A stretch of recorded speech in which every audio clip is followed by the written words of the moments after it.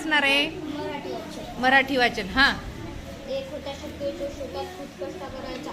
शेताभोवती त्याने झाडे लावली होती. त्या झाडावर मधमाशी कोकिळा खारुताई राहत होते. त्या झाडाभोवती मुंग्याही राहत होत्या. त्या सर्वांची खूप मैत्री होती. एके दिवशी एक मुंगी बाहेर फिरायला गेली.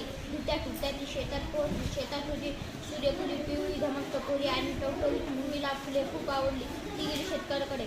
शेतकरी दादा काय नैतिक. सदा न कदा करणार का यंदा फुलांचा धंदा. शेतकरी म्हणाला, हो ग बाई, करतो ना धंदा.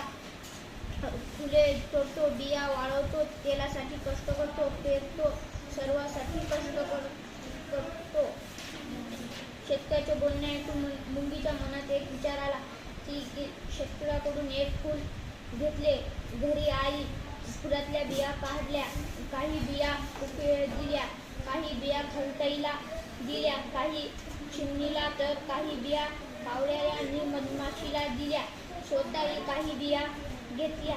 त्यानंतर काही बिया खाल्ल्या आणि पुढच्या वर्षी खाण्यासाठी काही बिया जपून ठेवल्या. छान छान.